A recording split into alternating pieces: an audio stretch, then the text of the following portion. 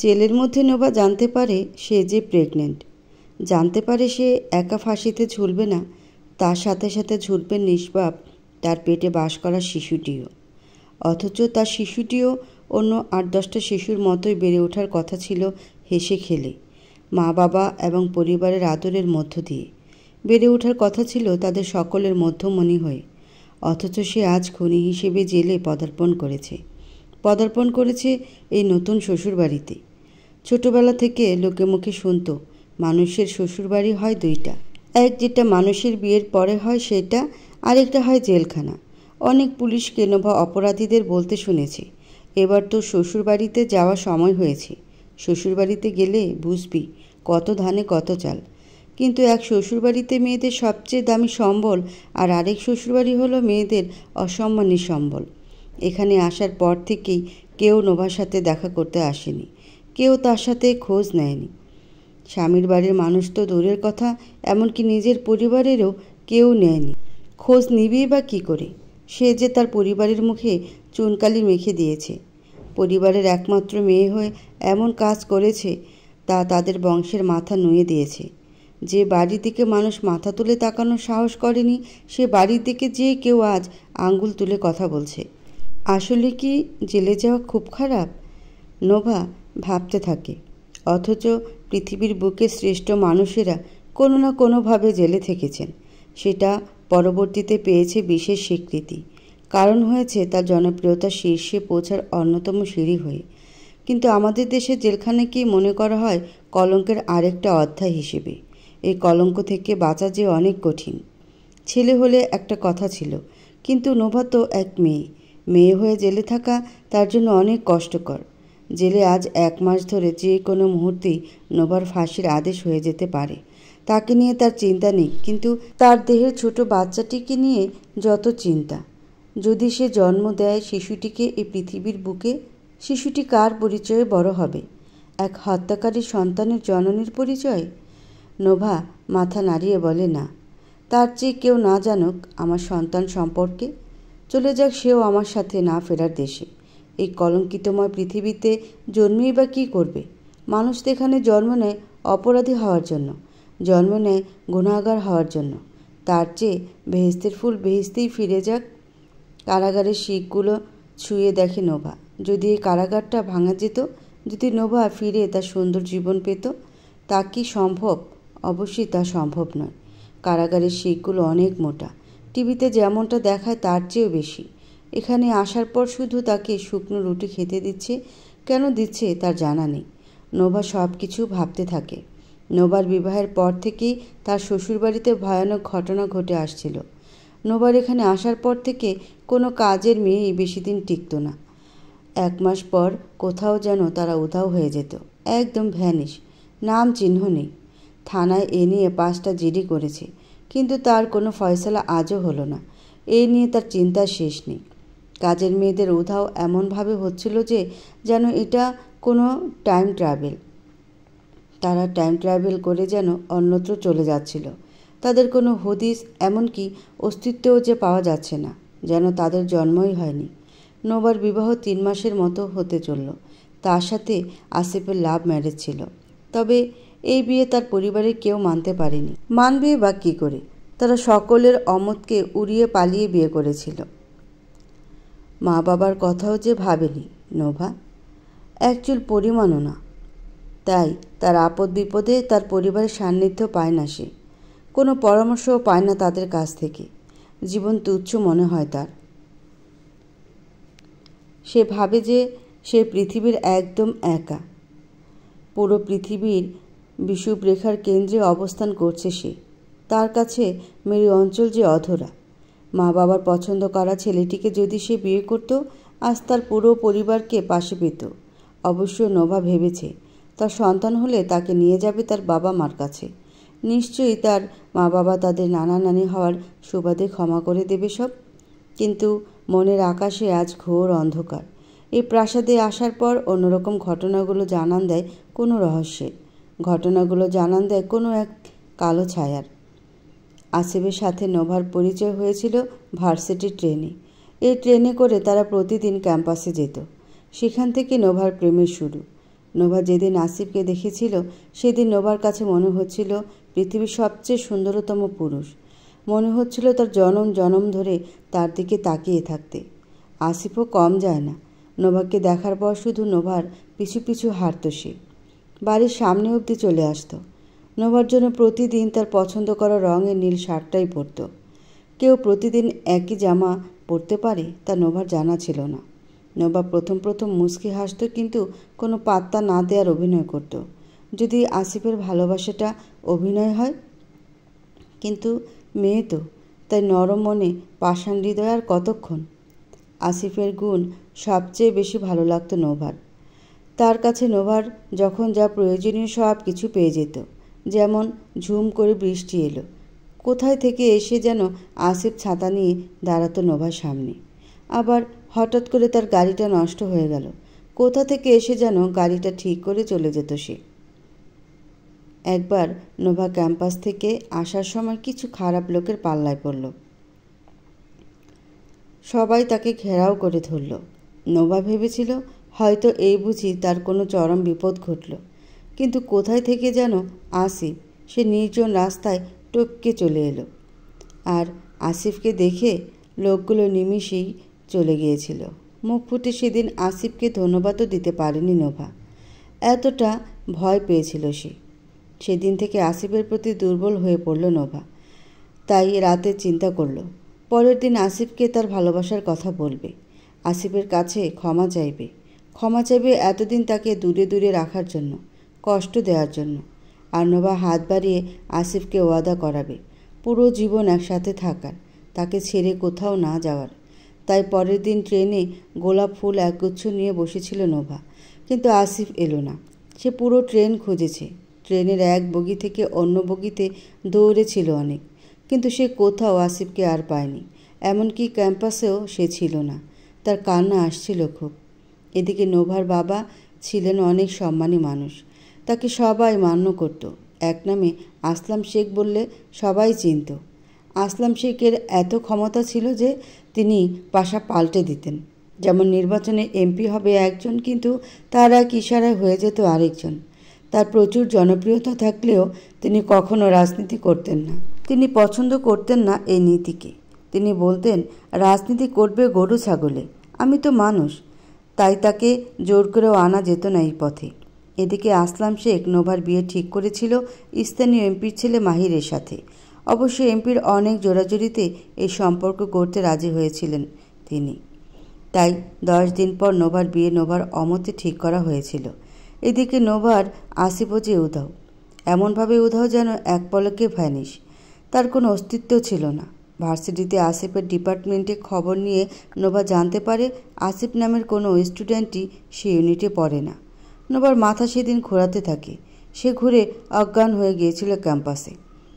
তার ক্লাসমেটরা তাকে ধরে বাসায় দিয়ে গিয়েছিলেন। তার বিলিভ হতে চাচ্ছিল না সে অজানা কোনো মানুষকে ভালোবেসেছিল। তার মনে হতো হয়তো এটা তার মনের ভুল, কিন্তু পরক্ষণে মনে হতো এটা সত্যি। সেগুলো ভাবলে সে অজ্ঞান হয়ে যেত। তাই সে ভাবনাগুলো উড়িয়ে নতুনভাবে বাঁচতে অঙ্গীকারবদ্ধ হলো। তাই সে মেনে নিল তার মনের বিরুদ্ধের সিদ্ধান্তকে, মেনে নিল বাবার পছন্দ করা ছেলেটিকে। মাহিরের সাথে বিয়ে হওয়ার আর একদিন ছিল বাকি। সেদিন ছিল নোভার হলুদ সন্ধ্যা। সে শুধু সামনের দিকে নির্বাক হয়ে তাকিয়ে থাকত। কোনো প্রশ্ন ছিল না কারো কাছে, ছিল না কারো কাছে কোনো অভিযোগ। রাত্রিবেলা ছিল বৃহস্পতিবার। বাড়ি ভর্তি ছিল মেহমান। পরনে ছিল তার হলুদ শাড়ি, যে শাড়িতে মেয়েদের সবচেয়ে সুন্দর দেখায়, যে শাড়ি সব মেয়েকে একদিন হলেও পরতে হয়। সেই শাড়ি পরে আনমনে রুমে লক করে বসে থাকে নোভা। হঠাৎ ফোনের ক্রিং ক্রিং ক্রিং আওয়াজ। ফোন ধরে বুঝল পুরুষের আওয়াজ। আসিফের ফোন এলো নোভার কাছে। আসিফ ভয়ার্ত কণ্ঠে বলল, নোভা, আমি তোমাকে ছাড়া বাঁচব না। বিষ হাতে নিয়ে দাঁড়িয়ে আছি। তোমার কাল কবুলের সাথে সাথেই আমিও বিষকে কবুল বলে মারা যাব। তখন খুশি হবে তো তুমি? নোভা কান্না করে বলল, তুমি এতদিন কোথায় ছিলে আসিফ? তুমি কি জানো তোমার জন্য রোজ ট্রেনে গোলাপ গুচ্ছ নিয়ে বসে থাকতাম? কত জায়গাতে খুঁজেছি তোমায় জানো? তুমি ভ্যানিশ হয়ে কোথায় গিয়েছিলে? তোমার ডিপার্টমেন্টেও তোমাকে কেউ চেনে না, জানে না। সবাই বলতো আমি পাগল। আমি কি পাগল? আসিফ অভিমানে কণ্ঠে বলেছিল, আমি তো ডিপার্টমেন্টে আসল নাম দিয়েছিলাম, সে নামেই আমাকে চেনে। আসিফ নামটা শুধু গুটি কয়েক জানে। মা অসুস্থ ছিল, তাই গ্রামের বাড়িতে গিয়েছিলাম, কিন্তু এসে দেখি তোমার বিবাহ ঠিক হয়ে গেছে। দোকান থেকে উদ্ভিদের পোকা মারার বিষ কিনে নিয়ে এলাম, কালকে খাবো বলে। নোভা কান্না করে বলে ওঠে, আমিও তোমাকে খুব ভালোবাসি আসিফ, আমি তোমাকে ছাড়া বাঁচব না। আসিফ গম্ভীর হয়ে বলে ওঠে, পালিয়ে যাবে আমার সাথে? সে সাহস আছে তোমার? নাকি আমার মরা মুখ দেখবে? নোভা কোনো কিছু চিন্তা করতে পারে না। সে জবাব দেয়, আমাকে এই দালান থেকে পালাতে যে হবেই। তুমি ভার্সিটির ক্যাম্পাসের সামনে অপেক্ষা করো, আমি যে আসছি। আসিফ বলে উঠল, তুই ওয়াদা করো তাহলে। নোভা বলল, আমি আসছি। ওয়াদা, ওয়াদা, ওয়াদা। তারপর গভীর রাতে সবাইকে ফাঁকি দিয়ে ছাদে গিয়ে শাড়ি পেঁচিয়ে বাড়ির পেছন দিক থেকে নেমে হলুদ শাড়িতে গাড়ি নিয়ে পালিয়ে আসে আসিফের কাছে। আসিফ নীল জামা পরে একটা কালো ব্যাগ হাতে দাঁড়িয়েছিল তাদের চিরচেনা ক্যাম্পাসে। আর সে থেকে নোভা এখানে। আসিফ নোভাকে একটা ভাঙ্গা রাজপ্রাসাদে এনে রেখেছে। এখানে আশেপাশে কোনো মানুষ নেই। আসিফ থেকে জেনেছিল এটা তাদের পূর্বপুরুষ সূত্রে পাওয়া। প্রাসাদটার নাম কখনো শোনেনি নোভা। প্রাসাদটার নাম ছিল অন্তিম প্রাসাদ। এমন প্রাসাদ বাংলাদেশে আছে বলে নোভার জানা ছিল না। নোভা ইতিহাস পড়তে ভালোবাসত। ইতিহাস পড়ে অবাক হতো। তাই তার প্রথম চয়েস ছিল ভার্সিটির ইতিহাস সাবজেক্ট। এত ভালো ছাত্রী হয়েও এই প্রাসাদের নাম কখনো পড়েনি। তাকে ভাবায় খুব। আসিফ সেজে ভোরে চলে যায়, আসে গভীর রাতে। শুধু নোভার প্রহর গোনা ছাড়া আর কোনো উপায় থাকে না। আসিফের এই ঘরে আসিফের মা, আর এক বিধবা বোন, আর এক দাদি আছেন। কিন্তু ভয়ের বিষয় ছিল তিনজনই বিধবা। এমনকি এখানে যে মেয়েরা আসতো তারাও বিধবা থাকতো। পরনে পিওর সাদা শাড়ি, বড় ঘোমটা দেয়া খুব ভয় পাইয়ে দিত নোভাকে।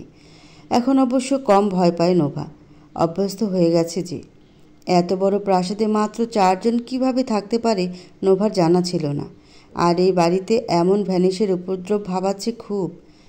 প্রথম যে বিধবা কাজের মেয়েটা এসেছিল তার নাম ছিল আসমা। নোভা আসমা বুবু বলে ডাকত। সে যেন নোভাকে কী বলতে চাইত কিন্তু পারত না। নোভার সামনে এলে বিড়বিড় করত। সবসময় নোভার সামনে আসিফের বিধবা বোন মানে নোভার ননদ চলে আসতো। তার কয়েকদিন পরেই একদিন দেখে আসমা বুবু ভ্যানিশ। তার রুমে সব কিছু আছে, এমনকি বিধবা শাড়িটাও, কিন্তু তিনি নেই। শাড়িটার ভেতর থেকে কেউ যেন আসমা বুবুকে নিয়ে চলে গেছেন। বিছানায় শাড়িটা পরে থাকতে দেখে নোভা।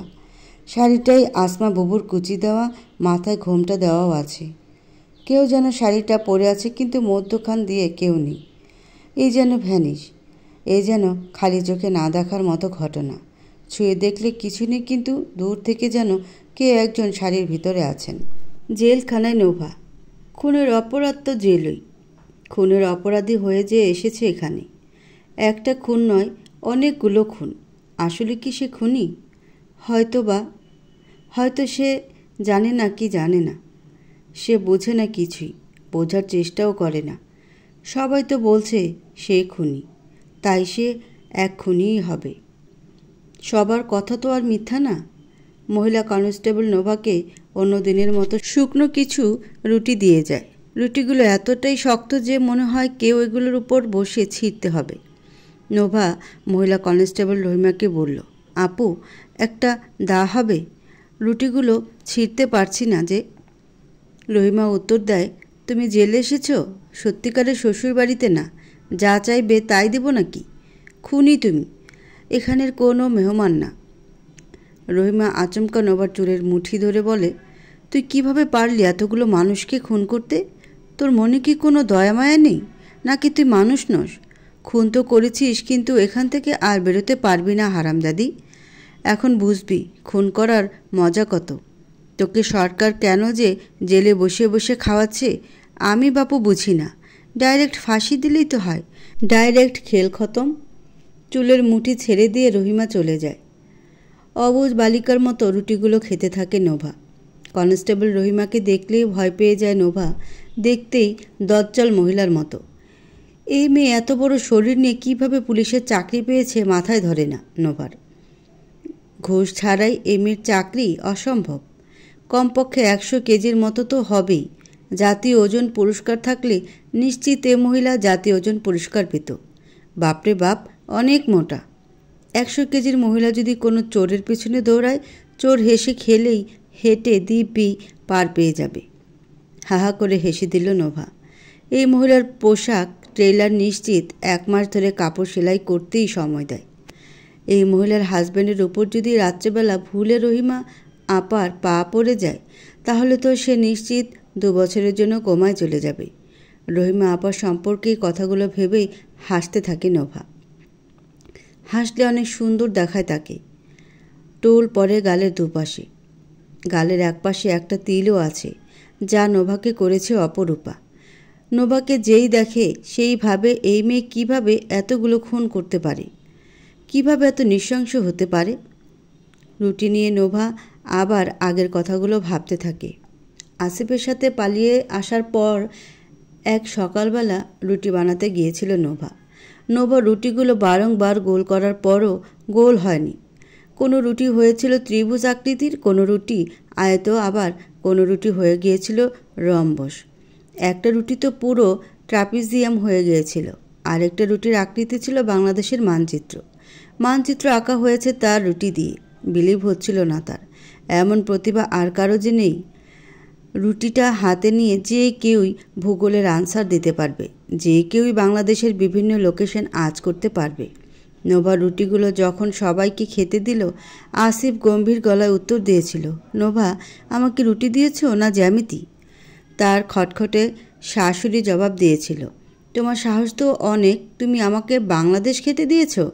নোভার ননদও চুপ থাকেনি। সে ট্রাপিজিয়াম রুটিটি হাতে নিয়ে নাড়াতে নাড়াতে বলল, মা দেখো, আমাকে ট্রাপিজিয়াম খেতে দিয়েছে। আসিফ রুটিগুলোর উপর জল ঢেলে না খেয়ে চলে যায়। সেদিন নোভা প্রথম কেঁদেছিল।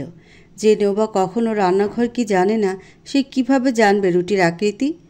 তার শাশুড়ি এখানে থেমে থাকেনি। বলেছিল, নবাবজাদি, তুই কাজ না শিখে আমার ছেলেটাকে বিয়ে করলি? লজ্জা করল না? সে ভাবতে থাকে রুটির সাথে বিয়ের কি সম্পর্ক? যে রুটি বানাতে পারে না সে কি বিয়ে করবে না? সে আরও ভাবতে থাকে, একবার যখন ভুলে নোভা তার বাবার বাড়িতে রান্নাঘরে প্রবেশ করেছিল, তার বাবা কাজের মেয়েদের ঝাড়ি দিয়েছিল খুব। আর তার বাবা তাদের বলেছিল, আমার একটা মাত্র মেয়ে, সে যদি রান্নাঘরে ঢোকে তাহলে তোরা আছিস কেন? তোদের চাকরি আজ থেকে নট। পরে নোভার আবদারে চাকরি বাঁচিয়ে দেয় আসলাম শেখ। সেই নোভাকে আজ এমন কথা কান্না পাইয়ে দিচ্ছে অবিরত।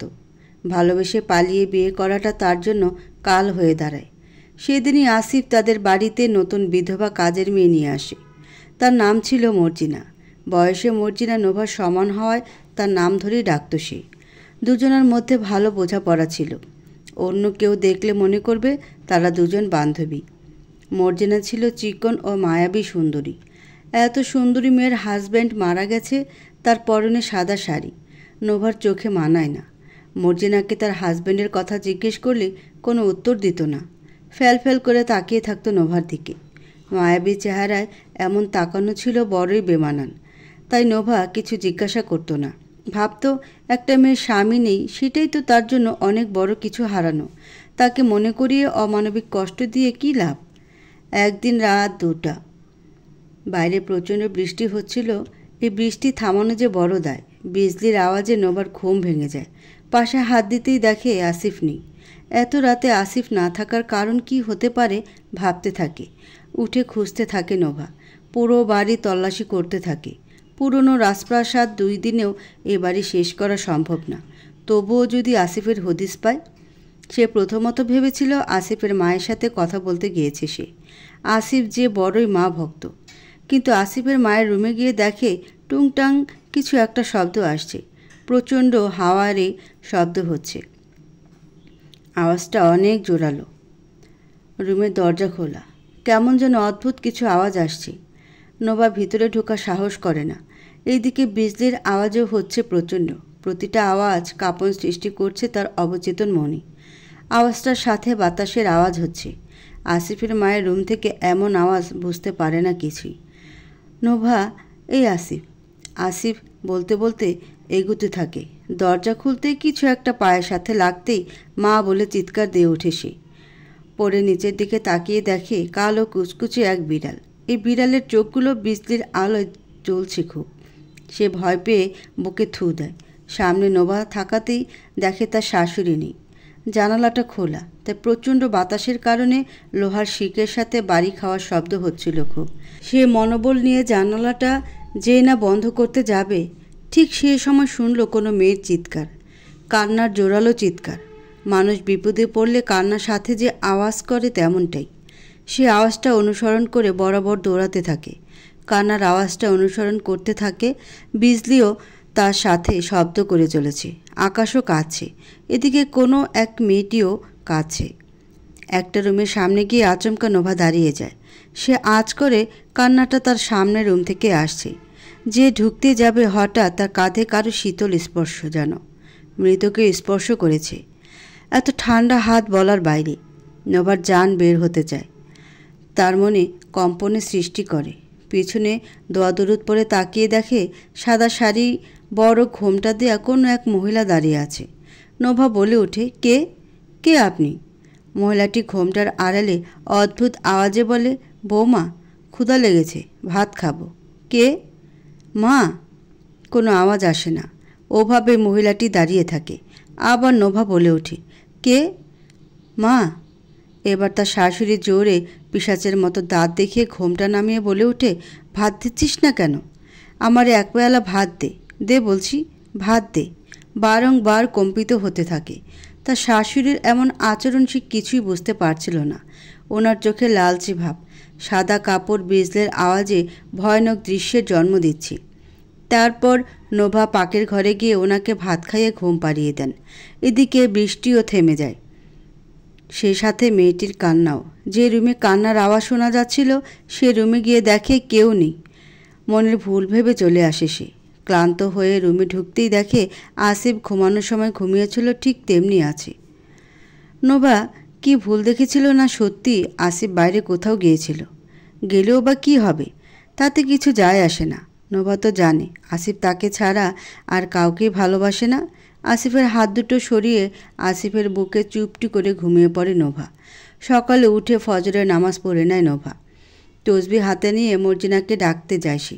দেখে মর্জিনা রুমের দরজা খোলা। নোভা মর্জিনা, এই মর্জিনা বলে রুমে ঢুকে ডাকতে থাকে। আসিফ যে শীঘ্রই চলে যাবে, কিন্তু বিছানার উপর পড়ে আছে আগের মতো কুচি দেওয়া শাড়ি। মর্জিনা ভ্যানিশ, যেন সে অদৃশ্য হয়ে গেছে। এমন রহস্যজনক উধাও মানতে পারছিল না নোভা। পুলিশে কমপ্লেন করেও কোনো সুরাহা হয়নি। তারা বাড়িতে নোভার হাতের দুধ চা খেয়ে চলে যায়। আসে আর দুধ চা খায়। নোভার হাতের দুধ চা নাকি অনেক টেস্ট। এভাবে পুলিশ আরও 4 বার আসে।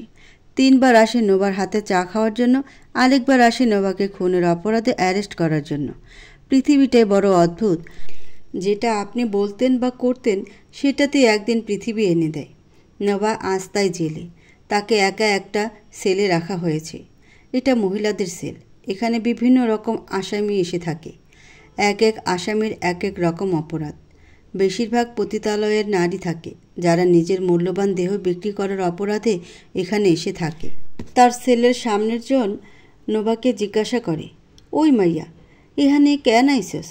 পকেট মারছস না পোলা অপহরণ করছস না আমার মতো হোটেল থেকে ধরা খাইছস? নোভা চুপ থাকে। আবার মেয়েটি বলে, ওই মাইয়া, কথা খস না কেন? কালা নাকি? কি করছস তুই?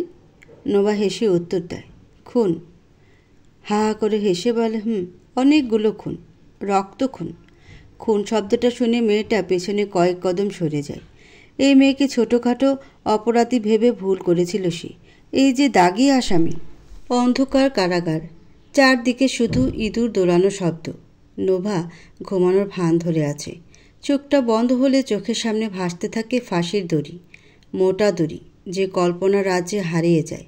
দেখে লম্বা গোফওয়ালা এক জল্লাদ তার মাথায় কালো একটা কাপড় বেঁধে দেয়। 2 হাত বন্দি থাকে তার। সে দাঁড়িয়ে যায় ফাঁসির কাঠগড়ায়। যখনই তার ফাঁসি হবে ঠিক তখনই ছোট একটা বাচ্চা এসে তার বন্ধ হাত টেনে ধরে।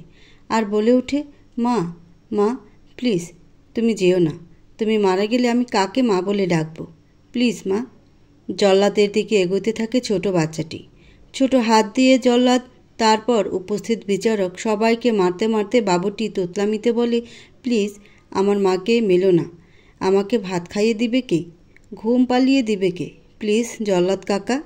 দৃশ্যটি দেখে নোভার হালকা ঘুমেও চোখ ভিজে ওঠে। ছোট বাচ্চাটিকে ছুঁড়ে ফেলে দিয়ে নোভাকে ফাঁসি দেয় জল্লাদ। ঝুলন্ত অবস্থায় কালো কাপড়ের ভেতর থেকে চেয়ে থাকে বাচ্চাটির দিকে। বাচ্চাটি কাঁদতে থাকে মা মা বলে। নোভা সজাগ হয়ে লাফ দিয়ে ওঠে। সে হাও মাও করে কারাগারে কান্না করতে থাকে। এই কান্নায় কারাগারে সবাই জাগ্রত হয়ে যায়। সবাই নোভার সাথে সাথে নিজের দুঃখের কথা ভেবে তারাও কেঁদে ওঠে। এই কারাগারে সবাই যে এক পরিবার, সবাই যে একই কষ্টের কাণ্ডারি। কেউ যদি কখনো গল্প লিখতে চায় বা জানতে চায় তাহলে হাসপাতাল ও জেলখানায় গেলে পেয়ে যাবে হাজারো আর্তনাদের কাহিনী, যা তার ভাবনাকেও হার মানাবে। তখন সে জেনে যাবে যে সৃষ্টিকর্তার পৃথিবীর শ্রেষ্ঠ গল্প লেখক। তেমনি এক গল্পে নোভা আবার ঘুমানোর চেষ্টা করে। ছোটবেলার কথা খুব মনে পড়ে তার। তার বাবা আসলাম শেখ তাকে নতুন নতুন গল্প বলে ঘুম পাড়িয়ে দিত, মা চুল আশ্রিয়ে দিত। তার হাসির শব্দে পুরো ঘর চুপ হয়ে যেত। সে কথাগুলো চোখের সামনে ভেসে ওঠে তার। নোভা তার কথাগুলো ভেবে মুচকে হেসে দেয়। ভাবে, ইস, যদি সে দিনটায় যেতে পারত।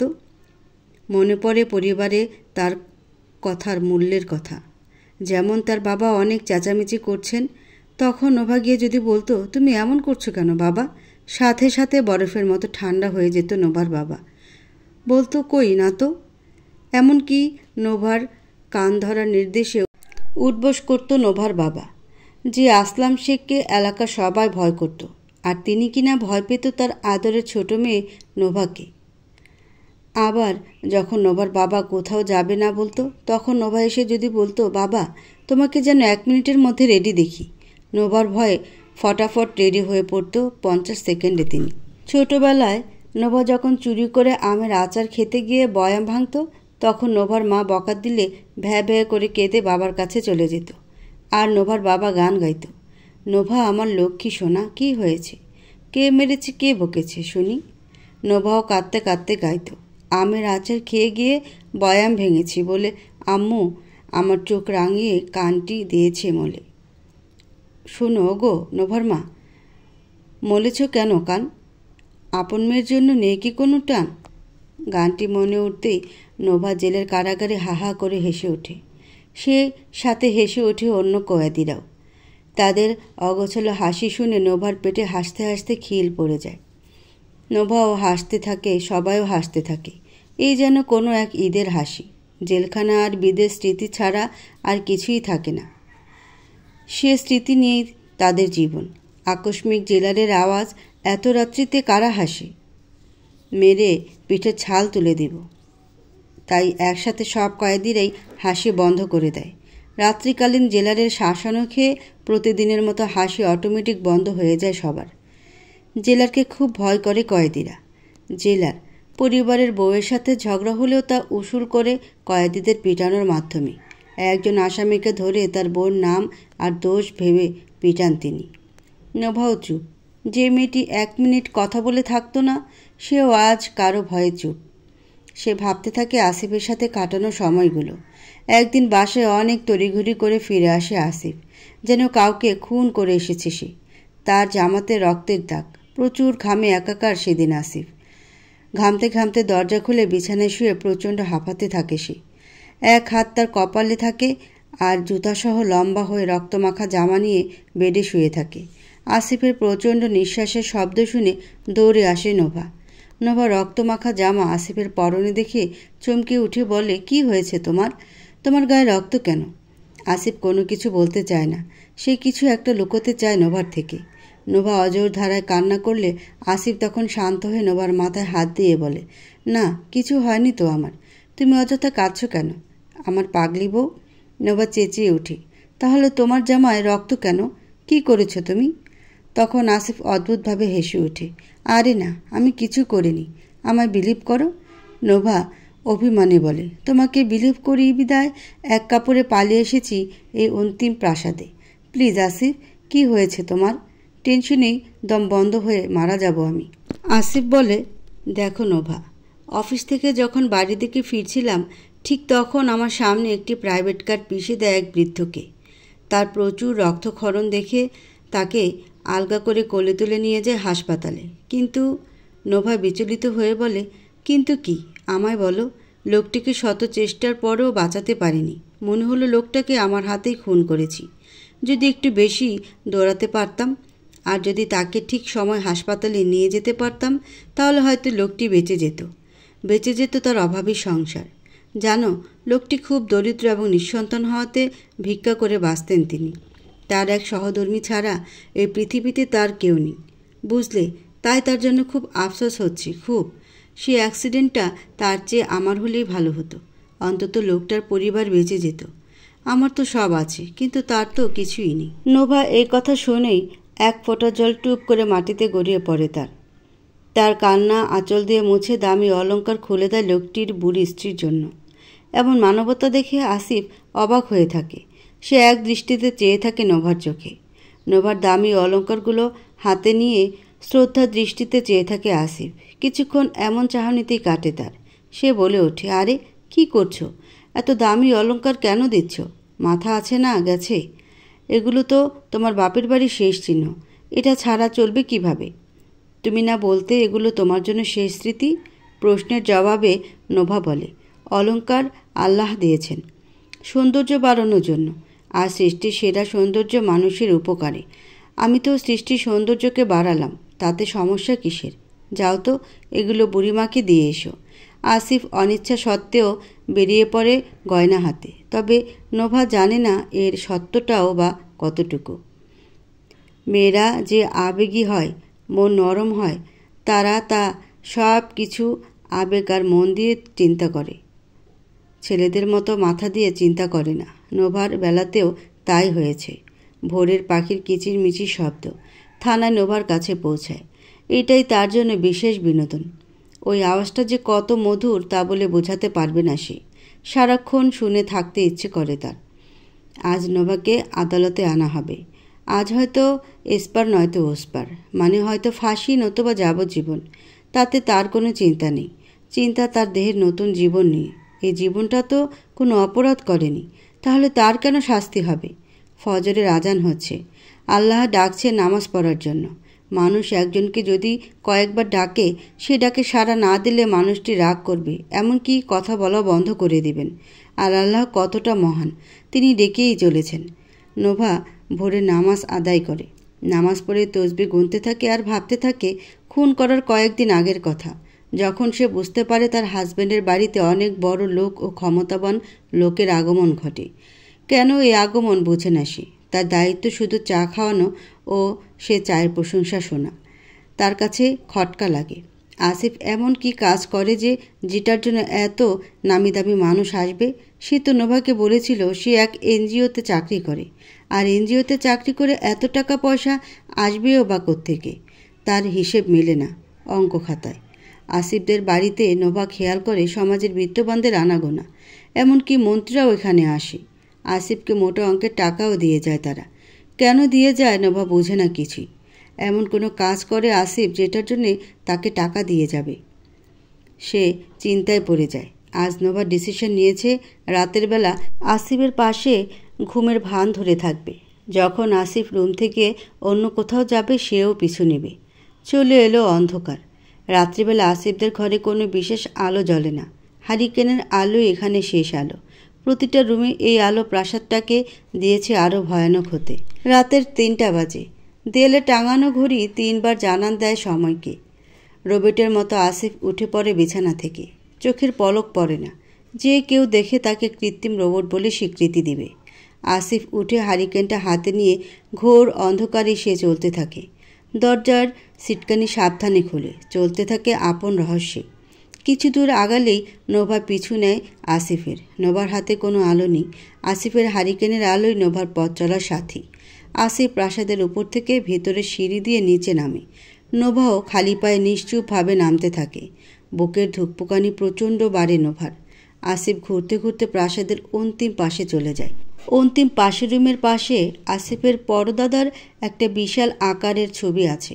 সে ছবিখানার সামনে দাঁড়িয়ে থাকে আসিফ। হারিকেনটা ফ্লোরে রাখে সে। এবার দু হাত দিয়ে সমস্ত শক্তি দিয়ে ছবিটা ঘোরাতে থাকে। এক পর্যায়ে ছবিটা ঘোরাতেই তার পরদাদার মাথা চলে আসে নিচে আর পা চলে যায় উপরে। মনে হবে নতুন কোনো ঘড়ির কাঁটা, যা 12-এর ঘরে পা রাখা। আসিফ ছবিটা থেকে একটু পেছনে সরে আসে। তার পেছনে আসার সাথে সাথেই স্বয়ংক্রিয়ভাবে ছবিটা ডানে চলে আসে। অবাক হয় নোভা। একটা রুমের দরজার মতন দেখতে পায় নোভা। সে রুম থেকে আলো আসতে থাকে আসিফের দিকে। আসিফ হারিকেনটা হাতে নিয়ে ঢুকে যায় সিক্রেট রুমে। রাজবাড়িতে সচরাচর গুপ্ত রুম দেখা যায়, এই বাড়িতেও থাকবে না সেটা হয় নাকি? নোভা স্বাভাবিকভাবেই দেখে, কিন্তু আসিফের লুকিয়ে আসা আর 5 জন কাজের মেয়ে উধাও খটকা লাগে নোভার মনে। আসিফ সিক্রেট রুমে ঢুকতেই দরজা বন্ধ করে দেয় সে। নোভা ফিরে আসে রুমে আসতে সে চিন্তা করতে থাকে। সে শুয়ে মাথায় এক হাত রেখে চিন্তার ভঙ্গিতে থাকে। ঠিক তখনই কোনো মেয়ের চিৎকার আসে, কান্নার চিৎকারই। নোভা বুঝতে পারে রুমটায় আসিফ যাওয়ার কারণে এমন আওয়াজ আসছে, কিন্তু নোভার জীবন যদি সংকটে পড়ে সে চিন্তা সে যায় না। সে ভেবে নেয় কাল আসিফ অফিসে গেলে সিক্রেট রুমে প্রবেশ করবে, জেনে নিবে সব। কিন্তু এত জোরালো আওয়াজ সহ্য হয় না নোভার। সে এগুতে থাকে। পাশের রুম থেকে হারিকেন একটা নিয়ে চলতে থাকে রুমের দিকে। ঠিক তখনই এক শীতল হাত তার কাঁধে গিয়ে পড়ে। নোভা বুঝতে পারে এই হাত নোভার শাশুড়ির হাত। সে পেছনে তাকাতেই নোভাকে কান্নামাখা কণ্ঠে বললেন, বৌমা, খুব ক্ষুধা লেগেছে, কিছু খেতে দিবে? আমি যে এই যন্ত্রণা সহ্য করতে পারছি না। নোভা লক্ষ্য করে কান্নার আওয়াজটা আর নেই। তার মানে আসিফ বেরিয়ে যাচ্ছে রুম থেকে। তাড়াতাড়ি আসিফের মাকে হাত ধরে রান্নাঘরে নিয়ে আসে সে, আর ভাত খেতে দেয় তাকে। আসিফ রুমে ঢুকে নোভাকে কোথাও খুঁজে পায় না। সে নোভা বলে ডাকতে থাকে। নোভা পাকের ঘরে থেকে এসে আসিফের পেছনে দাঁড়িয়ে আসিফ নামটা বলে চমকে দেয় তাকে। আসিফ রাগে বলে ওঠে, কোথাও গিয়েছিলে? নোভা নিচের দিকে তাকিয়ে থতমত খেয়ে হালকা আওয়াজে বলে, না মানে মাকে খাবার দিতে ওনার নাকি ক্ষুধা লেগেছিল খুব, তাই। পরদিন ছিল শনিবার। আসিফ চলে গেল অফিসে। আসিফের মাকে সকালে নাস্তা দিতে গিয়ে ওষুধের জায়গায় ঘুমের ট্যাবলেট খাইয়ে দেয় নোভা, যাতে নোভা সে সিক্রেট রুমে প্রবেশ করতে পারে। আসিফের বিধবা বোনকেও ঘুমের ট্যাবলেট খাইয়ে দেয় পানির সাথে। যখন দুজনা ঘুমের ঘোরে নাক ডাকতে থাকে, তখন সকল জানলা দরজা বন্ধ করে, বাড়ির মেন দরজাও বন্ধ করে দেয় নোভা। এগুতে থাকে নোভা সে রহস্যময় রুমের দিকে। গুটি গুটি পায়ে চলে আসে সে পেন্টিংয়ের সামনে। যে পেন্টিংয়ের ছবিতে এক বৃদ্ধ লোক কালো প্যান্ট আর কোট পরিহিত অবস্থায় লাঠি হাতে দাঁড়িয়ে আছে, সেই পেন্টিংটার সামনে দাঁড়িয়ে যায় নোভা। আসিফের নিয়ম অনুযায়ী পেন্টিংটাকে ঘোরানোর চেষ্টা করে নোভা। কয়েকবার ব্যর্থ হয় সে। অনেক চেষ্টার পর সে পেন্টিংটাকে নাড়াতে সক্ষম হয়। পেন্টিংটার মানুষটা পা পশ্চিম দিকে আসতেই সে কিঞ্চিত সরে দরজা উন্মুক্ত হয়ে যায়। ভিতরে ভীষণ অন্ধকার, তাই নোভা লণ্ঠন হাতে প্রবেশ করে সেই সিক্রেট রুমে। রুমের ভিতরে অন্ধকারে ভরপুর। সব অন্ধকার রুমের ভিতরে জমায়েত যেন হয়েছে। ভেতরে অনেকগুলো দরজাগুলো এক এক করে খুলতে খুলতে দেখতে থাকে সে। এরপর 12টা দরজা খোলার পরে শেষের রুমে চলে আসে। রুমে আসতে সে দেখে হাসপাতালের মতো বেড, এক বেডে একজন করে বিধবা মহিলা, লোহার শিকল দ্বারা আবদ্ধ। নোভা বৈদ্যুতিক বাতির সুইচ খুঁজতে থাকে। দেয়ালে সুইচ বোর্ড দেখতে পায় নোভা। সুইচ দিতেই চারদিকে দেয়ালে টিউব লাইট জ্বলে ওঠে। নোভা এত আলো সহ্য করতে পারে না, তাই তার চোখ বন্ধ হয়ে যায়। তারপর আস্তে আস্তে চোখ খুলতে থাকে। ভালো করে চেয়ে দেখে সব বিধবা নারীই প্রেগনেন্ট। তাদেরকে ঘুম বানানো হয়েছে, হাতে তাদের স্যালাইন দেওয়া, মানে এগুলোই তাদের খাবারের চাহিদা পূরণ করছে। পাশে পানির জগ রাখা। নোভার বুকে ধকধক শব্দ করতে থাকে। এই রুমে বেড 12খানা রাখা, আর সে 12খানা বেডে 12 জন মহিলা প্রেগনেন্ট অবস্থায় শায়িত। খুব অবাকের বিষয়। নোভা ঘুরে ঘুরে এক এক করে দেখতে থাকে সব চেহারা। তাদের পরনে বিধবা শাড়ি। হঠাৎ করে আসমা বুবুকে এক বেডে দেখতে পায় সে তাড়াতাড়ি করে পানির ছিটে তার মুখে দিয়ে দেয়। পানির ছিটেই ঘুম ভাঙে আসমা বুবুর। আসমা বুবু চোখ বন্ধ করা অবস্থায় বলতে থাকে, আমাকে স্যার মাইরেন না, আমারে সাইরা দেন, আমি কাউরে কিছু কমো না। নোভা বুবু বলে হাত ধরে ডাকতে থাকে তাকে। তিনি নোভার আওয়াজ পেয়ে চোখ খুলেন। তারপর এক নাগারে কাঁদতে থাকে অনেকক্ষণ ধরে। নোভা কান্নামাখা চোখে বলে, তোমরা এখানে কেন? কি হয়েছে তোমাদের?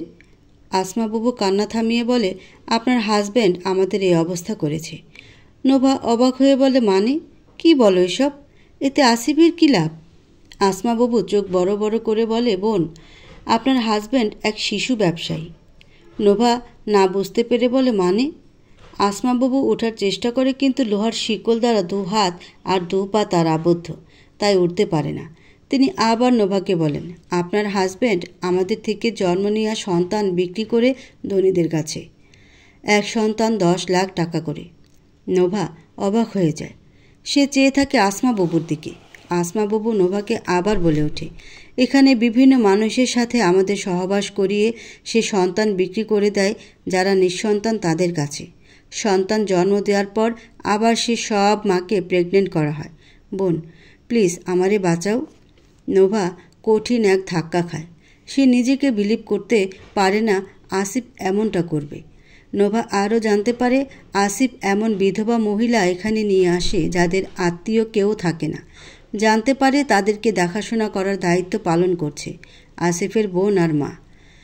নোভা কোনো কিছু বুঝতে পারে না। কেউ টাকার জন্য এমন করতে পারে তা তার মাথায় ধরে না। নোভা কাঠগড়ায় দাঁড়িয়ে জজ সব কিছু শুনে আর প্রমাণ দেখে নোভাকে আমৃত্যু ফাঁসির আদেশ শোনান। আরও তিনি 1 সপ্তাহের মধ্যে নোভার রায় কার্যকর করতে কর্তৃপক্ষকে নির্দেশ দেন। নোভা আদালতে সে রায় শুনে হা হা করে হাসতে থাকে। সে হাসিতে আদালতের চারদিকেও প্রতিধ্বনি হতে থাকে। মুখে হাসি আর চোখে তার শিশুর জন্য কান্না। ফাঁসির আদেশ শুনিয়ে আদালত থেকে কারাগারে আনা হয় নোভাকে। যে কোনো মুহূর্তে ফাঁসির আদেশ কার্যকর হয়ে যাবে। তবুও তার কোনো চিন্তা নেই, কারণ সে জানে মহান আল্লাহ কখনোই অন্যায় করেন না। এই কালে না হোক ওই কালে হলেও তার সাথে ন্যায় হবেই। বন্দীরা সবাই সারিবদ্ধ হয়ে দাঁড়িয়ে আছে। দুপুরের খাবারই এখন তাদের উদ্দেশ্য। প্লেট হাতে দাঁড়িয়ে খাবার নেওয়া এখানের নিয়ম। লাইনের মাঝখানে আনমনে দাঁড়িয়ে আছে নোভা। প্রেগনেন্ট হওয়ার পর থেকে খুব ক্ষুধা লাগে তার। আগে যখন মা বাবা নোভাকে খাওয়ার জন্য শাসাতো তখন একদম খেতে চাইতো না সে। অথচ আজ কোনো জোর করা নেই, কিন্তু আছে পেটের ক্ষুধা এবং খাওয়ার ইচ্ছা। লাইনে দাঁড়িয়ে থাকা অবস্থায় দেখে যাবজ্জীবন রায় পাওয়া সালেহা আপু কান্না করছেন। লাইনের দেয়ালের ডানের এক কোণে দেয়ালের সাথে মাথা লাগিয়ে কান্না করেই যাচ্ছেন। তার কান্না দেখে নোভারও কান্না পাচ্ছে খুব। নোভা লাইন থেকে বেরিয়ে সালেহার কাঁধে হাত দিয়ে বলে, আপু, কি হয়েছে তোমার? কাঁদছো কেন? কাঁধে স্পর্শ পেয়ে সালেহা কান্নামাখা চোখ নিয়ে মাথা তুলে নোভার দিকে তাকিয়ে থাকে অসহায় দৃষ্টিতে। নোভা সালেহা আপুর ধ্যান ভাঙাতে নাড়া দেয় তার শরীরকে, আর বলে ওঠে, আপু, কি হয়েছে বললেন না তো? সালেহা আপু চমকিয়ে বলে ওঠে, বোন, আমার পোলারে একখান চিঠি পাঠাইছে, তাই পড়তে পারতেছি না। যারে পড়তে কই সে টাহা চায়, তাই মনে দুঃখে কাঁদতাছি। সালেহা আপু তার স্বামী হত্যার জন্য জেলে আসেন। তার কাহিনীটা একটু অন্য। তার হাজব্যান্ড ছিল পাষণ্ড। হাজব্যান্ড তার এক বন্ধু থেকে জানতে পারে ভিক্ষাবৃত্তিতে প্রচুর ইনকাম, সহজে বড়লোক হওয়া যায়। তার সে বন্ধুটার 2টা বাচ্চার হাত কেটে রাস্তায় বসিয়ে বেশ যাচ্ছে তার। হুড় হুড় করে টাকা আসছে বাতাসের মতোই। সে কথা শুনে সালেহার হাজব্যান্ডেরও টাকার লোভে পেয়ে যায়। তার ছোট্ট বাচ্চাটিকে বটি দিয়ে হাত কাটতে নিয়ে যায় এক রাতে বাইরে। সালেহা গভীর ঘুমে মগ্ন তখন। ছেলেটার হাতের গোড়ালি অবধি কেটে ভিক্ষা করাবে তাকে। গভীর রাত। সালেহার হাজব্যান্ড ছোট 5 বছরের ছেলেটিকে বটি হাতে নিয়ে বাইরে নিয়ে যায়। বাইরে এক পাথরের পাশে বসে ছেলেটিকে বলে, বাবা, আমরা একটা খেলা করব। ছেলেটা বলে, বাজান, কি খেলা? বাজান, হাতের কানামাছি খেলা। তুমি এই পাথরের উপরে চোখ বন্ধ করে হাত 2খানা রাখবা। যত যন্ত্রণা হোক তুমি হাত 2খান সরাইতে পারবা না। তুমি যদি রাখতে পারো তোমারে একটা লাল জামা কিনা দেবো। পারবা বাজান? লাল জামা? আমি পারবো বাজান। ছোট ছেলেটি কিছু না বুঝে চোখ বন্ধ করে হাত 2খানা রাখে পাথরের উপরে। এদিকে বটি হাতে সালেহার হাজব্যান্ড দাঁড়িয়ে যায়। মাথার উপরে যখন বটি তুলে ঠিক তখনই সালেহা পেছন থেকে এসে এক ধাক্কা মারে তার হাজব্যান্ডকে। ধাক্কায় বটি পড়ে যায় একদিকে আর সালেহার হাজব্যান্ড পড়ে যায় মাটিতে। সালেহা তাড়াতাড়ি ছেলেটাকে বুকে জড়িয়ে ধরে। ছেলেটাকে ধরে হাউমাউ করে কেঁদে উঠে বলে, আপনি এটা কি করতেছেন? আমার পোলার হাত কাটতেছেন কেন? ছেলেটা চোখ খুলে মাকে বলে, মা, বাজান আমারে লাল জামা আইনা দিব। ওরে কি মজা, কি মজা, লাল জামা। এদিকে সালেহার হাজব্যান্ড উঠে সালেহার চুল মুট করে ধরে টানতে থাকে আর বলে উঠে, আমার ছেলে, আমার যেটা ইচ্ছা সেটা করমুনি। তুই কেডা, যা এখান থেকে। সালেহাকে এক পাশে ছুঁড়ে দিয়ে ছেলেটার হাতগুলো আবার পাথরের উপরে রেখে বলে, লাল জামা চাই না বাজান? ছেলেটা মাথা নাড়িয়ে বলে, তাইলে চোখ বন্ধ করো বাজান। বটিটা হাতে তুলে নেয় সে। যখনই মাথার উপর থেকে কোপ দিবে ঠিক তখনই ঘরের ভেতর থেকে আনা দা দিয়ে পেছনে বসিয়ে দেয় সালেহা তার হাজব্যান্ডকে এবং মৃতের কোলে ঢলে পড়ে পাষণ্ড হাজব্যান্ড। সে হত্যার অপরাধ নিয়ে জেলে স্থান হয় সালেহার। এদিকে ছেলেটাকে নিয়ে দেয় এক অনাথ আশ্রমে। ছেলেটা চিঠি লেখা শিখেছে, তাই প্রথম তার মায়ের কাছে চিঠি লিখে পাঠিয়েছে। সেই চিঠি পড়তে না পেরে সালেহার কান্না। নোভা সালেহার চোখের কান্না হাত দিয়ে মুছে বলে, আপু, এই সামান্য বিষয়ের জন্য কাঁদছেন আপনি? আরে, আমাকে বললেই তো হতো, আমি পড়ে দিতাম। চিঠিটা দেন তো আমাকে, আপনাকে পড়ে শুনিয়ে দিই। সালেহা পাশে রাখা চিঠিটা নোভার হাতে তুলে দেয়। নোভা পড়তে থাকে, মা, কেমন আছো? আশা করি তুমি ভালো নেই। আমিও ভালো নেই। তুমি ছাড়া ভালো থাকবো কি করে? মাকে ছাড়া কি ভালো থাকা যায়? তুমিও একা মা, আমিও একা। এতিমখানার মালিক আমাকে ভালো একটা স্কুলে ভর্তি করিয়েছেন। আমি এখন ক্লাস 5-এ আছি। তুমি চিন্তা করো না মা, আমি একদিন অনেক বড় উকিল হব। সেদিন তোমাকে হাত ধরে জেল থেকে বের করে নিয়ে আসব আর একটা বাড়ি করব। সেখানে আমি আর তুমি থাকব। তোমার কোলে শুয়ে থাকব মরণ পর্যন্ত। তুমি আমাকে গল্প শুনিয়ে যাবে। মা, জানো, আমাদের স্কুলের মা দিবসে মা নিয়ে রচনা বক্তৃতা প্রথম হয়েছি আমি বলেছিলাম, আমার মা শ্রেষ্ঠ মা, যিনি আমার হাত দুখানা রক্ষা করার জন্য হত্যা করেছেন আমার পিতাকে। জানো মা, সেদিন উপস্থিত সবাই কেঁদেছিল গল্প শুনে। জানো, প্রতিদিন টিফিনে আমার বন্ধুদের মা আসেন। ভাবি, এই বুঝি তুমি এলে, আমাকে খাইয়ে দিলে, কিন্তু তুমি আসো না কেন মা? মা, তোমাকে দেখতে খুব ইচ্ছে করে, খুব। মা, সেদিনই তোমার সামনে আসব, যেদিন একটা একটা সফলতার সিঁড়ি বাইব। মা, ভালো থেকো আর আমার জন্য দোয়া করো। ইতি তোমার ফয়সাল। ছেলেটার চিঠিটার প্রতিটা শব্দ শুনেই হুড় হুড় করে কেঁদে ওঠে সালেহা আপু। এই কান্না যে শেষ করার মতো নয়। নোভা ফিরে আসে জেলখানায়। এই অল্প কয়েক মাসে সবার সাথে ভালো সম্পর্ক হয়েছে তার। তাকে সবাই এখন খুব ভালোবাসে। কাউকে চিঠি লিখে দেওয়া, গান শোনানো, একটা কথা বলে কাউকে হাসানো, এসবে সকলের প্রিয় হয়ে গেছে নোভা। যদি জেলে নির্বাচন থাকতো, নিশ্চিত নোভা জেলের প্রধানমন্ত্রী হতো। জেলের মধ্যে প্রচণ্ড বমি হচ্ছে তার। খাবার নিতে গিয়ে সকলের সামনে বমি করে ফেলে। তার বমি দেখে বুঝতে বাকি থাকে না যে নোভা প্রেগনেন্ট। সালেহা আপু, শেফ আলী তারা এসে জিজ্ঞাসা করে, তোমার পেটে কি বাচ্চা?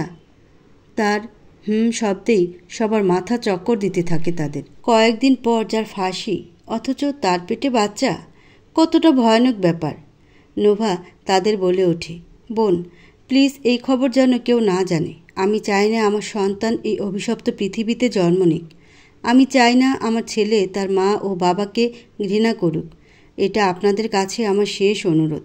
সালেহা আর শেফালি কান্না করে ওঠে। সব কয়েদিরাও জেনে যায় নোভার গর্ভধারণের কথা, সন্তানকে নিয়ে মৃত্যুবরণের কথা। সবাই তার জন্য কাঁদতে থাকে অবিরত। এতদিন কাঁদত নিজেদের জন্য, আজ কাঁদছে নোভার জন্য, নোভার সন্তানের জন্য। রাত্রিবেলা নোভা গেয়ে ওঠে গান, দিন দুনিয়ার মালিক খোদা, দিল কি দয়া হয় না তোমার, দিল কি দয়া হয় না। নোভার গানের সাথে সাথে সবাই নিজেদের মেঝেতে হাত আর শীষ বাজিয়ে তাল দিতে থাকে।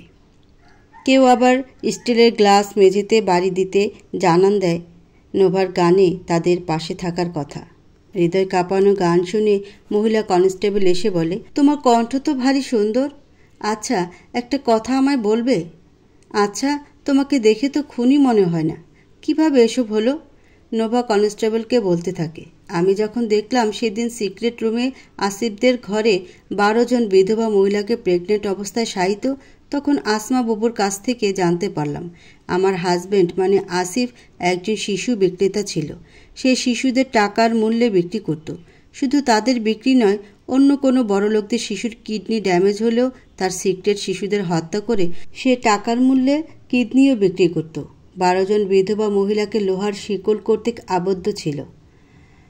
তাদের শিকলে অনেক বড় বড় তালা ঝোলানো। আমি অনেক খুঁজেও চাবি বের করতে পারিনি। তবে আমাকে কেন আসিফ বিয়ে করে এখানে আনলো সেটা নিয়েও চিন্তা হচ্ছিল। কারণ ছাড়া আমাকে বিবাহ তো করেনি। আমি সেদিন সিক্রেট রুম থেকে বের হয়ে পুলিশদের ফোনে সব ঘটনা খুলে বলি। পুলিশের ওসি আমাকে আশ্বস্ত করেন তিনি আধা ঘন্টার মধ্যে এখানে ফোর্স পাঠাবেন।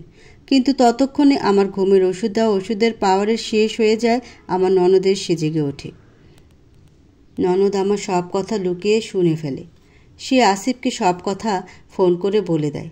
আরও বলে দেয় আধা ঘন্টার মধ্যে ওই 12 জন বিধবাকে উদ্ধার করতে আর তাদেরকে গ্রেপ্তার করতে পুলিশ আসছে। আসিফ তখন জানল আমি 12 জন বিধবাকে খাবার দিতে রান্না করছি। ঠিক তখনই তার বোনকে বলে দিল আমার রান্নার খাবারের সাথে বিষ মিশ্রিত করতে, যেন আমি আসামি হয়ে যাই আর তারা যেন বেঁচে যায়।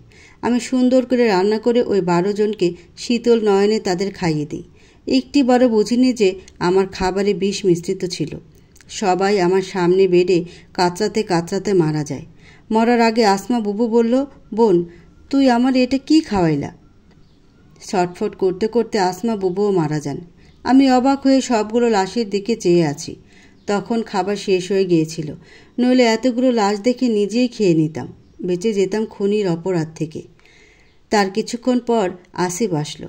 সে সিক্রেট রুমের সিসিটিভি ফুটেজের আগে সব কেটে দিয়ে শুধু আমার খাবার খাওয়ানোরটা রেখে দিল। তারপর এই ঘরে আসা সেই মন্ত্রীকে সব কিছু খুলে বলল। মন্ত্রী বললেন সব ব্যবস্থা হয়ে যাবে। বুঝলাম আমাকে আসামি করা সব কিছু হয়ে যাবে। আমি যখন বিধবা মহিলাদের হত্যা করলাম তখন বুঝলাম যে আসিফ আমাকে এই জন্য বিয়ে করে এনেছিল যাতে তার সিক্রেট বিষয়টা জানাজানি হলে আমাকে আসামি বানিয়ে দিতে পারে। তারা পুলিশ আসার আগেই তার মা, বোন আর সেই সহ অন্তিম প্রাসাদের সিক্রেট রুম দিয়ে ভ্যানিশ হয়ে গেল। তারা এখন কোথায় আছে আমি কিছুই জানি না। আমাকে যাওয়ার আগে খাটের পায়ার সাথে বেঁধে রেখে গেল। আর যেহেতু আমি খুনি তাই সব কিছু স্বীকার করে নিলাম। আসিফ সেই মন্ত্রীকে দিয়ে আমাকে বানিয়ে দিল আসামি, এক ফাঁসির আসামি। কনস্টেবলের চোখে পানি। বিনা দোষে আজ 2 দিন পরে মেয়েটার ফাঁসি হতে চলেছে, আর সেজন্যই তার চোখে পানি এসেছে। নোভার কথাগুলো এতক্ষণ সব কয়েদিরাও তাদের নিজস্ব সেল থেকে শুনছিল। নোভার গল্পে চোখ ভিজে গেল সবার। নোভার কাছে জজ আসেন তার সেলে। 2 জন কনস্টেবলও জজের সাথে থাকেন। জজ ফাঁসির আদেশের ডকুমেন্টটা পড়ে শোনান নোভাকে। নোভা অসহায়ভাবে এক দৃষ্টিতে তাকিয়ে থাকে জজের দিকে। জজ অভিযোগ থাকলেও নেই কোনো বাঁচার ইচ্ছা, নেই কোনো আলোর প্রাপ্তি, আছে শুধু ঘৃণা আর ঘৃণা। জজ নোভাকে বলেন, তোমার আগামীকাল ফাঁসি কার্যকর করা হবে। তোমার কি কোনো শেষ ইচ্ছে আছে? নোভা হুড়হুড় করে কান্না করে ওঠে আর বলে, আমার বাবা মাকে একবার দেখতে চাই মহোদয়। অনেক দিন তাদের যে দেখি না। এই রিকোয়েস্টটা প্লিজ রাখুন। জজ বলেন, ঠিক আছে, তোমার মা বাবার সাথে দেখা করানোর জন্য আনা হবে। কনস্টেবলের কাছে তোমার বাবার ঠিকানাটা বলো, আমি ব্যবস্থা করছি। ও হ্যাঁ, আগামীকাল রাত 10টায় তোমার ফাঁসির রায় কার্যকর করা হবে। তোমার কি কোনো কিছু বলার আছে? থাকলে জানাতে পারো, আমি পূরণ করার চেষ্টা করব। জানো, আমার মেয়েটাও তোমার মতো ছিল, কিন্তু অ্যাক্সিডেন্টে মারা যায় সে নাক, চোখ, চুল সবই তোমার সাথে মিল, এমনকি তোমার মুখের পাশে তিলটাও। তোমার জন্য যা করার আমি সব করব। তোমাকে দেখি আমার মেয়েকে দেখলাম মনে হলো। বলো। না স্যার, আমার কিছু বলার নেই। আপনি আমাকে আপনার মেয়ের সাথে তুলনা দিয়েছেন, সেটাই একজন ফাঁসির আসামির কাছে অনেক বড় পাওয়া। আর কিছু চাওয়ার নেই আমার। কিছুই চাওয়ার নেই তোমার? স্যার, আমি তো খুনি। আমার এই হাত দিয়ে 12 জন অসহায় বিধবাকে খুন করেছি। আমার আর কী চাওয়ার থাকতে পারে? জজ সাহেব ভাবনায় পড়েন। এমন আসামি তিনি আর দেখেননি। তার 15 বছর চাকরি জীবনে তো নয়ই। আসামিরা বাঁচার জন্য তার পা অবধি ধরত, কিন্তু নোভা পা তো দূরের কথা, নোভা তো মরার জন্য আরও আগ্রহ দেখাচ্ছে। এই প্রথম মেয়েটার কথা শুনে কেন জানি কষ্ট হচ্ছে তার। তবুও তার কিছু করার নেই। আইন শুধু প্রমাণ খোঁজে, কোনো সত্যতা না। জজ সাহেব চলে যান। কনস্টেবল একজন কলম আর ডায়েরি এগিয়ে দিলে নোভা তার বাবার ঠিকানাটা লিখে দেয়। এখন অবধি নোভার বাবা মা কিছুই জানে না। নোভা পালিয়ে বিয়ে করার পর সব সম্পর্ক শেষ করে দিয়েছে তার সাথে। একটা মেয়েকে বাবা মা অনেক যত্নে বড় করেন। সে মেয়ে যদি বাবা মাকে তার পছন্দের কথা না জানিয়ে পালিয়ে যায়, তা তো ভীষণ লজ্জাজনক এবং অন্যায়। পরদিন সকালে নোভার বাবার অফিস। পুলিশের গাড়ি থামে নোভার বাবার অফিসের নিচে। নোভার বাবার অফিস সহকারী এসে বলেন, স্যার, আপনার সাথে দেখা করতে পুলিশ এসেছে। নোভার বাবা চমকে যায়। আজ কিছুদিন যাবৎ নোভার বাবার কিছুই ভালো লাগে না। খেতে ইচ্ছেও হয় না তার। শুধু তার একমাত্র মেয়েটার কথা মনে পড়ে। তাই স্মৃতির অ্যালবামখানা শুধু উল্টিয়েই যেতেন। নোভার ছোটোবেলার অ্যালবামখানা দেখে। ওকে নিয়ে ঘুমিয়ে পড়তেন রাতে কখন তা তিনি জানতেন না। অনেকবার চেষ্টা করেছিলেন নোভার সাথে দেখা করতে। এমনকি তিনি সিদ্ধান্ত নিয়েছিলেন তার মেয়ের অপরাধকে মাফ করে দিয়ে তাদের সম্পর্ক মেনে নিতেন।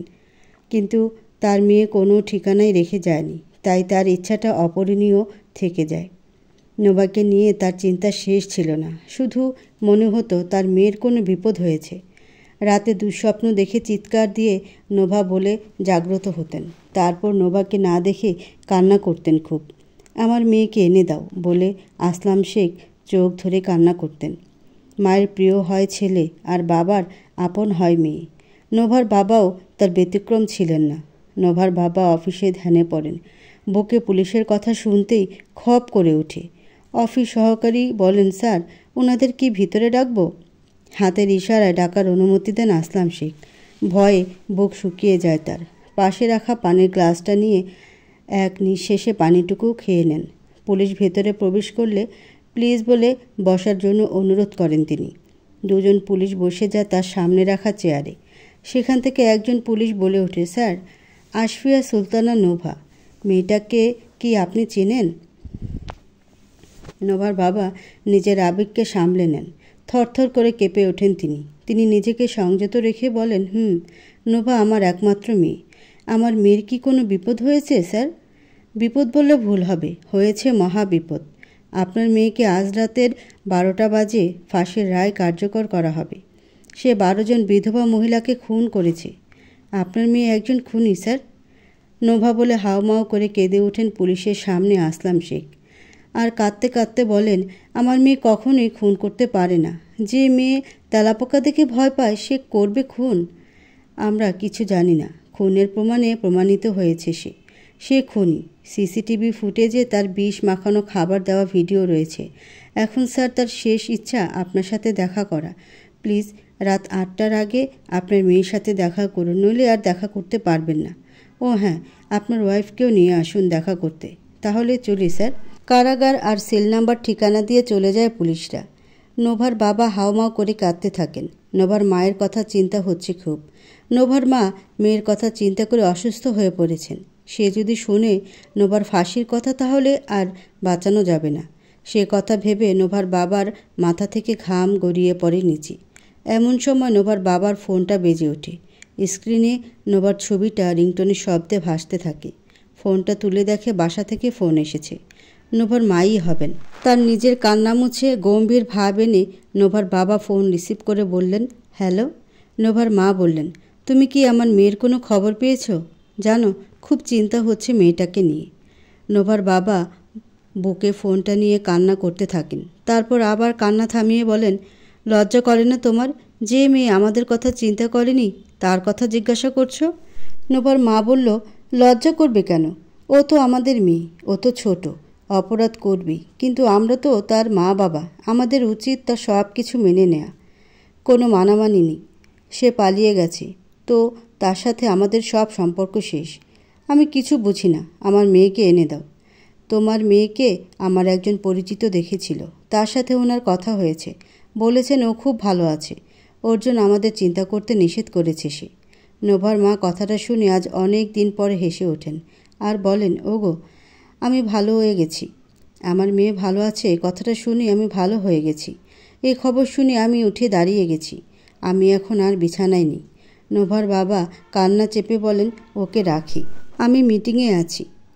ও হ্যাঁ, আজ রাতে বাসায় ফিরবো না, আমি এক জায়গায় যাব, তুমি ঠিক মতো ওষুধটা খেয়ে নিও।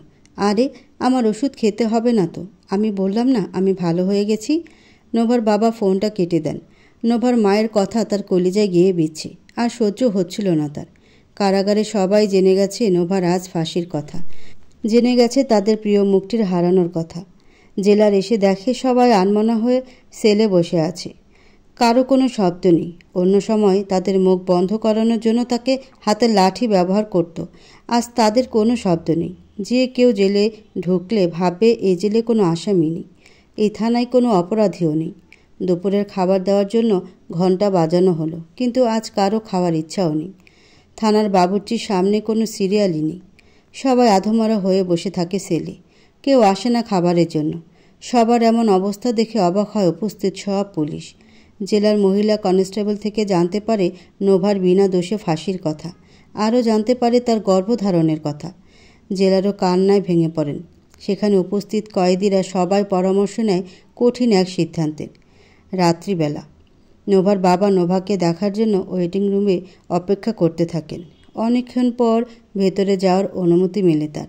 নোভা দাঁড়িয়ে থাকে সেলের ভিতরে, বাবাকে দেখে চোখ দিয়ে পানি পড়তে থাকে তার। বাবা সেলে প্রবেশ করতেই সালাম করে পা জড়িয়ে ধরে বাবাকে, আর বলে, বাবা আমাকে ক্ষমা করে দাও, আমি অনেক বড় পাপ করেছি। তোমাদের না জানিয়ে পালিয়ে আসাটা আমার জীবনের মস্ত বড় ভুল ছিল। বাবা তুমি ক্ষমা না করলে আমি মরেও শান্তি যে পাবো না। তুই চলে গেছিস বুঝলাম, তাই বলে একটা ফোনও করবি না, জানতে চাইবি না আমরা তোকে ছাড়া কিভাবে আছি? তোর জন্য তোর মা মরণ মুখে আছে, অথচ তুই একটু আমাদের খবরই নিলি না। এতই পর হয়ে গেলাম আমরা। বাবা আমি তোমাদের মুখে চুনকালি দিয়েছি, আমার সাহস হয়নি তোমাদের সাথে কথা বলার। বাবা আমাকে ক্ষমা করো, আমি যে আর অল্প কিছুক্ষণ তোমাদের সাথে আছি। নোভার বাবা নোভাকে বুকে জড়িয়ে ধরে কাঁদতে থাকে আর বলেন, মা ছোটবেলায় অনেক আগেই মাকে হারিয়েছি, তুই জন্ম নেওয়ার পর মা হারানোর বেদনাটা ভুলে গিয়েছিলাম। মা তুই চলে গেলে আমি বাঁচব কীভাবে? আমি জানি তুই খুন করতে পারিস না, আমার মেয়েকে আমি কোনো দিন মিথ্যা বলা শিখাইনি। সে মেয়ে খুন করবে সবাই বিলিভ করলেও আমি যে বিলিভ করি না মা। বাবা তুমি বিশ্বাস করেছো, সেটাই আমার জন্য বড় কিছু। বাবা আমার জন্য কিছু আনোনি? নোভার বাবা আমের আচারের বয়ামটা বের করেন। নোভার যে আমের আচার খুব প্রিয়, নোভা যে আমের আচার খেত খুব। নোভা আমের আচার দেখেই বলে, আমের আচার মা বানিয়েছেন তাই না? তুই আসবি বলে তোর মা বানিয়ে রেখেছেন, যদি এসে খেতে চাইলে না দিতে পারলে, তাই তোর মায়ের রুম থেকে চুরি করে নিয়ে এসেছি। একদম ছোটোবেলা যেভাবে চুরি করে খাইয়ে দিতাম মনে আছে তোর? বাবা সব মনে আছে, আমাকে খাইয়ে দাও না বাবা। নোভাকে একপাশে বসিয়ে নোভাকে খাইয়ে দেয় আমের আচারের টুকরো। নোভা বলে, বাবা ছেলেবেলার গানটা গাও না। নোভার বাবা গানটা গেয়ে ওঠেন, নোভা আমার লক্ষ্মী সোনা, কে মেরেছে কে বকেছে শুনি। নোভাও গেয়ে ওঠে, আমের আচার খেতে দিয়ে বয়াম ভেঙেছি বলে আম্মু আমার কানটি ধরে কানটি দিলেন মলে। শোনো ওগো নোভার মা, মরেছ কেন কান? আপন মেয়ের জন্য নেই কি কোনো টান? নোভা হা হা করে ছোটোবেলার মতো হেসে ওঠে। এমন সময় পুলিশ জানায় তাদের সময় শেষ। নোভাকে জড়িয়ে ধরে কান্না করতে থাকেন নোভার বাবা। নোভা বলে ওঠে, বাবা আমার একটা কথা রাখবে? হ্যাঁ মা বল। ঠিক মতো ওষুধ খাবে আর সিগারেট খেতে পারবে না। ওকে মা, আর সিগারেট খাবো না। বাবা আর একটা কথা রাখবে? আমার যারা এই অবস্থা করেছে তাদের তুমি এই দুনিয়া থেকে নিশ্চিহ্ন করে দেবে। আমি তোর মাথায় হাত রেখে বললাম, আমার মেয়ের হত্যার বদলা আমি নিবই। বাবা খুব শান্তি পেলাম, মাকে দেখে রেখো, আর আমার জন্য তোমরা কাঁদবে না। ওকে কাঁদবো না। পুলিশ এসে আসলাম সাহেবকে জোর করে বাইরে নিয়ে যান। নোভা বাবা চোখের দিকে তাকিয়ে কাঁদতে থাকে। নোভাকে গোসল করানো হলো, কোরআন শরীফ আর কলেমা পড়ানো হলো, অনেক ভালো খাবার খাওয়ানো হলো। তারপর তাকে নিয়ে যেতে লাগলো ফাঁসির কাঠগড়ার দিকে। এদিকে প্রত্যেক কয়েদের হাতে একটা একটা মোমবাতি। তারা মোমবাতি দিয়ে নিজের চেহারায় ধরল। কোনো চিৎকার নেই, কোনো কিছু নেই, জ্বলে পুড়ে যাচ্ছে তাদের চেহারা। পুলিশ কনস্টেবল তাদের জেলের তালা খুলে দিল। হঠাৎ কেউ একজন কারেন্টের মেন সুইচ বন্ধ করে দিতেই কারেন্ট চলে গেল। পুলিশরা সবাই লাইট নিয়ে এপাশ থেকে ওপাশে ছুটতে লাগলো। সাইরেন বেজে উঠল ছাদে। সমস্ত আসামিরা ছড়িয়ে ছিটিয়ে পড়ল চারদিকে। জেলার তাড়াতাড়ি জেনারেটর চালু করতে চিৎকার চেঁচামেচি করতে লাগলো। কিছুক্ষণ পর আলো জ্বলে উঠল চারদিক। পুলিশ দুজন দেখে তাদের পাশে নোভা নেই। ভ্যানিশ হয়ে গেল নোভা। তারা বন্দুক হাতে দৌড়াতে লাগলো। জেলার সমস্ত গেট বন্ধ করে দিল এবং বলে দিল কোনো আসামিকে বাইরে পেলে ডাইরেক্ট গুলি করার জন্য। সমস্ত পুলিশ বন্দুক হাতে চারদিকে খুঁজতে লাগলো। হঠাৎ কিছু একটার শব্দ শুনে সামনের দিকে গুলি ছুটতে থাকে, কিন্তু পরে দেখে বিড়াল একটা মরে পড়ে আছে। বাইরে আর ভেতরে খোঁজার পরও কাউকে কোথাও পেল না। হতাশ হয়ে জেলারকে সব বলল। জানালো নোভা ভিতরেই আছে। সমস্ত কয়েদিদের একটা রুমে আনা হলো। এখানে সমস্ত আসামি মহিলা। সবাইকে দাঁড় করিয়ে লাইট দিতেই দেখলো সবার চেহারা আগুনে পোড়ানো। কোনটা নোভা আর কোনটা শেফালি কিছুই চেনা যাচ্ছে না। জেলার অনেকভাবে কাছে গিয়ে দেখলেন, কিন্তু নোভা কোনটা তিনি খুঁজে পেলেন না। তিনি রাগে মাথার চুল ছিঁড়তে লাগলেন। এদিকে ফাঁসির সময় অতিবাহিত হয়ে গেল। 50 জন আসামি থেকে কেউ বের করতে পারল না কোনটা নোভা। জেলখানে ভ্যানিশ হয়ে গেল নোভা। সকাল হয়ে গেল। জেলের দায়িত্বে থাকা সব অফিসারের চাকরি চলে গেল। এই প্রথম কোনো ফাঁসির আসামি ফাঁসির 5 মিনিট আগে পালিয়ে গেল। সকালে অন্য পুলিশ এসে আসামি গুনে দেখে আসামি 49 জন।